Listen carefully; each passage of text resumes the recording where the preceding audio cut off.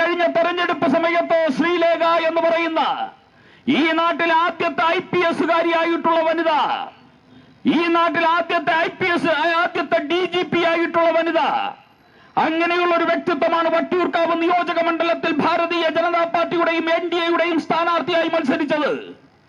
അവർ മത്സരിക്കുന്ന സമയത്ത് അവരെ പരാജയപ്പെടുത്താൻ വേണ്ടി ഈ വിപിൻ പ്രവർത്തിച്ചത് ഒരു പോലീസുകാരനായിട്ടല്ല, അവൻ പ്രവർത്തിച്ചൊരു ഒന്നാം തരം കമ്മ്യൂണിസ്റ്റ് ഗുണ്ടയെ പോലെയാണ്. ഞങ്ങളുടെ പ്രവർത്തകർ, ഇവിടെ ഇരിക്കുന്ന ശ്രീ വഴയില മണികണ്ഠനും അതോടൊപ്പം തന്നെ പാർട്ടിയുടെ പ്രവർത്തകരും ഇവിടുത്തെ തെരഞ്ഞെടുപ്പ് പര്യടനം നടക്കുന്ന സമയത്ത്, സ്ഥാനാർത്ഥി പര്യടനം നടക്കുന്ന സമയത്ത്, സ്ഥാനാർത്ഥി പര്യടനം 10 മണി വരെ മൈക്ക് ഉപയോഗിക്കാനുള്ള അനുവാദം ഇലക്ഷൻ കമ്മീഷൻ നൽകിയിട്ടുണ്ട്. പക്ഷേ വട്ടിയൂർക്കാവിൽ വിപിൻ എന്ന് പറയുന്ന മാർക്സിസ്റ്റ് ഗുണ്ട പോലീസ് വേഷത്തിൽ ഞങ്ങളുടെ മൈക്ക് അനൗൺസ്മെന്റ് 9:30-ക്ക് തടയും. തടഞ്ഞ് ബഹളമുണ്ടാക്കും. പോലീസ് വന്ന്, ഒരു കൂട്ടം പോലീസുകാർ വന്ന് ബഹളമുണ്ടാക്കുന്ന സമയത്ത് പോലീസുകാരുമായിട്ട് തർക്കിച്ച് ബഹളം വെച്ച് സംഘർഷമുണ്ടായി ഞങ്ങളുടെ തെരഞ്ഞെടുപ്പ് പ്രചരണങ്ങൾ സ്തംഭിപ്പിക്കും. അതിനുശേഷമുള്ള ശ്രീലേഖ മേഡത്തിന്റെ തെരഞ്ഞെടുപ്പ് പ്രചരണങ്ങൾ ഇവനെ പോലെയുള്ള കോമാളികളായിട്ടുള്ള പോലീസ് സർക്കിൾ ഇൻസ്പെക്ടർമാർ വന്ന് അലങ്കോലമാക്കും. ആ സമയത്ത് VK പ്രശാന്ത് എന്ന് പറയുന്ന CPM ഗുണ്ടയുടെ പ്രചരണ പര്യടനങ്ങൾ ഇവിടെ നടന്നുകൊണ്ടിരിക്കും. ആ CPM-ന്റെ പ്രചരണ പര്യടനങ്ങൾ സുഗമമായിട്ട് നടത്താനുള്ള അവസരം കൊടുത്ത് BJP-യുടെ പ്രചരണങ്ങൾ അലങ്കോലമാക്കുക എന്നുള്ളത് ഈ വിപിന്റെ സ്ഥിരം പരിപാടിയായിരുന്നു തെരഞ്ഞെടുപ്പ് പര്യടന വേളയിൽ. അതുപോലെ തന്നെ ഞങ്ങളുടെ തെരഞ്ഞെടുപ്പ് കേന്ദ്ര ഓഫീസ് ഇതിന്റെ തൊട്ടപ്പുറത്തായിരുന്നു. ഇവിടുത്തെ വിപിൻ പോലീസുകാരന്മാർക്ക് ഒരു പണി കൊടുത്തിട്ടുണ്ട്. ഞങ്ങളുടെ ഓഫീസിന്റെ മുമ്പിലേക്ക് മീറ്റിംഗിന് വരുന്ന പ്രവർത്തകരെ തടയാൻ ഈ വട്ടിയൂർക്കാവ് ജംഗ്ഷനിൽ നിന്ന് അങ്ങോട്ട് മാറുമ്പോൾ ഇവിടെ പോലീസിനെ ഇടും, നെട്ടയത്തൊന്ന് ഇങ്ങോട്ട് വരുമ്പോൾ അപ്പുറത്ത് പോലീസിനെ ഇടും. അവിടേക്ക് വരുന്ന വാഹനങ്ങൾ മുഴുവൻ തടയും. എല്ലാ വാഹനവും കാര്യമുണ്ടെങ്കിലും ഇല്ലെങ്കിലും വാഹനങ്ങൾ തടഞ്ഞ് പരിശോധിക്കും. അനാവശ്യമായിട്ട് പെറ്റി അടിച്ചു കൊടുക്കുക. ഞങ്ങളുടെ ഓഫീസിലേക്ക് പ്രവർത്തകർക്കും പാർട്ടിയുടെ ആൾക്കാർക്കും വരാൻ പറ്റാത്ത സാഹചര്യം ഉണ്ടാക്കുക. ഈ വിപിന്റെ ഒരു പണിയായിരുന്നു ഈ വട്ടിയൂർക്കാവിൽ. വിപിൻ പ്രവർത്തിച്ചത് ഇവിടുത്തെ സർക്കിൾ ഇൻസ്പെക്ടർ എന്ന നിലയിലല്ല, ഒരു മാർക്സിസ്റ്റ് പാർട്ടിയുടെ ഒന്നാം കിട ഗുണ്ടയെ പോലെയാണ് പ്രവർത്തിച്ചത്. അങ്ങനെയുള്ള ഗുണ്ടയെ ആ സമയത്ത് കൈകാര്യം ചെയ്യേണ്ടത് എങ്ങനെയെന്ന് പലവട്ടം ഞങ്ങൾ ആലോചിച്ചതാ. ഞങ്ങളുടെ തെരഞ്ഞെടുപ്പ് പ്രവർത്തനങ്ങൾ അലങ്കോലമാക്കുന്ന ഒരു മൂന്നാം കിട ഗുണ്ടയായിട്ടുള്ള CIയെ ആ രീതിയിൽ കൈകാര്യം ചെയ്യുന്നതിനെ കുറിച്ച് പോലും ഞങ്ങൾ ചിന്തിച്ചു. പക്ഷേ ഞങ്ങൾ പറയുന്നു, ഞാൻ നേരത്തെ സൂചിപ്പിച്ചതുപോലെ ഈ നാടിനോട് ഉത്തരവാദിത്വമുള്ള പാർട്ടി എന്ന നിലയിൽ ഞങ്ങൾ തന്നോട് ക്ഷമിച്ചു. ഇവിടുത്തെ സർക്കിൾ ഇൻസ്പെക്ടറോട് ക്ഷമിച്ചു. ഞങ്ങൾ സ്വയം അയാൾക്ക് മാപ്പ് കൊടുത്തു. ഇനിയെങ്കിലും നീ നന്നാവടാ എന്നിവിടുത്തെ വിപിനോട് പറയാൻ ഞങ്ങൾ തയ്യാറായി. അവൻ നന്നാവാൻ തയ്യാറായില്ല. അവൻ വീണ്ടും അക്രമത്തിന്റെയും അരാജകത്വത്തിന്റെയും പാതയിലൂടെ വട്ടിയൂർക്കാവിലെ ജനതയുടെ സമാധാനപരമായിട്ടുള്ള ജീവിതത്തിന് മാരകമായിട്ടുള്ള ആഘാതം സൃഷ്ടിക്കുന്ന ഒരു ക്രിമിനലായി ഇവിടുത്തെ സർക്കിൾ ഇൻസ്പെക്ടർ മാറുന്നതാണ് നമ്മൾ കാണുന്നത്. ഈ സർക്കിൾ ഇൻസ്പെക്ടർക്ക് മാർക്സിസ്റ്റ് പാർട്ടിയുടെ പിന്തുണയുണ്ടായിരുന്നു.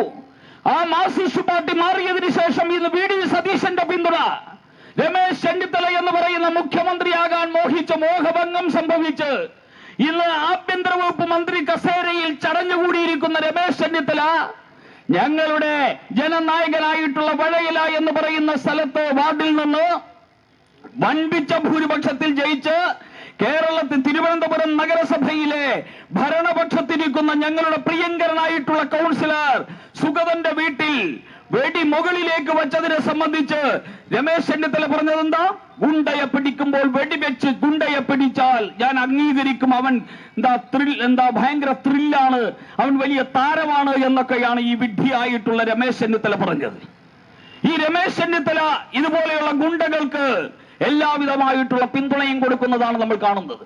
പ്രിയപ്പെട്ടവരെ, ഈ കേരളത്തിൽ VD സതീശൻ ഇരുന്ന കസേരയിൽ പിണറായി വിജയൻ വന്നിരുന്നു. പിണറായി വിജയൻ ഇരുന്ന കസേരയിൽ VD സതീശൻ ചെന്നിരിക്കുന്നു എന്നതിനപ്പുറം കേരളത്തിൽ ഒരു മാറ്റവും സംഭവിച്ചിട്ടില്ല എന്നാണ് ഇത് കാണിക്കുന്നത്. അങ്ങോട്ടും ഇങ്ങോട്ടും കസേര മാറിയിരുന്നിരിക്കുന്നു എന്നതിനപ്പുറം ഈ കേരളത്തിലെ രാഷ്ട്രീയത്തിൽ ഒരു മാറ്റവും സംഭവിച്ചിട്ടില്ല. ഗുണ്ടകൾ അഴിഞ്ഞാടുകയാണ്, വിപിനെ പോലെയുള്ളവർ അഴിഞ്ഞാടുകയാണ്. ഈ വിപിൻ എന്തിന്റെ പേരിൽ ആ സുഗതനെതിരെ കാപ്പ ചുമത്തിയിരിക്കുന്നത്? സുഗതനെതിരെ കാപ്പ ചുമത്തിയിരിക്കുന്ന എന്തിന്റെ പേരില്ല? സുഗതനെതിരെ ആദ്യമായിട്ടല്ല കാപ്പ ചുമത്തുന്നത്. 2023 സുഗതനെതിരെ കാപ്പ ചുമത്തി. ആ കാപ്പ ചുമത്തിയ സമയത്ത് ഇതിന് പരാതി കൊടുക്കേണ്ട ആഭ്യന്തര വകുപ്പ് സെക്രട്ടറിയുടെ മേശയ്ക്ക് പുറത്ത് പരാതിയുമായിട്ട് ചെന്ന് ഹിയറിംഗ് നടന്നു കഴിഞ്ഞപ്പോൾ ആ കാപ്പ എടുത്തു കളഞ്ഞു. പോലീസ് സ്റ്റേഷനിൽ ചെന്ന് ഒപ്പിട്ടാൽ മാത്രം മതി എന്ന രീതിയിൽ വിധി വന്നു. ആ കാപ്പയിൽ നിന്ന് നിയമപരമായിട്ട് അതിൽ നിന്ന് മാറ്റപ്പെട്ട വ്യക്തിയാണ് സുഗതൻ.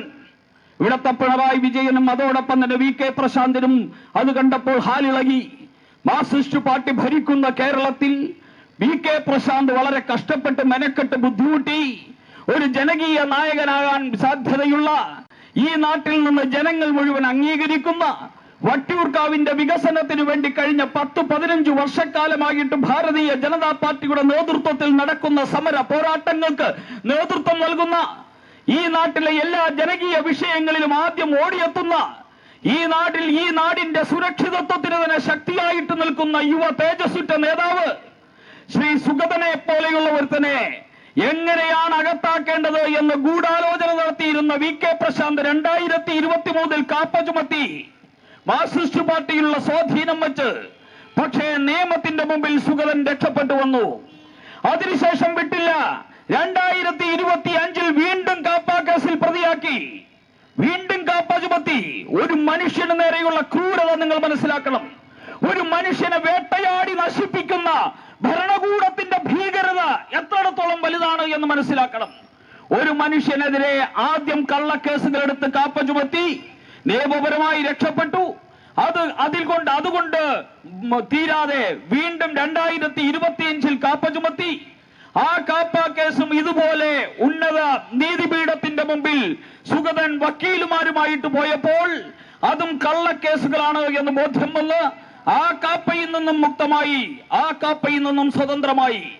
അങ്ങനെ 2 പ്രാവശ്യം കാപ്പ ചുമത്തി, 2 പ്രാവശ്യവും നിയമത്തിന്റെ കുരുക്കിൽ നിന്ന് രക്ഷപ്പെട്ടുവന്ന് ഈ നാട്ടിലെ നീതിബോധത്തിനോടുള്ള സമ്പൂർണമായിട്ടുള്ള പ്രതിബദ്ധത തെളിയിച്ച്, ഈ നാട്ടിലെ നീതിബോധം ഇവിടുത്തെ ഗുണ്ടകളുടെ ഇംഗിതത്തിനനുസരിച്ചല്ല എന്ന് തെളിയിച്ച ഒരു ജനനായകനാണ് ശ്രീ സുഗതൻ.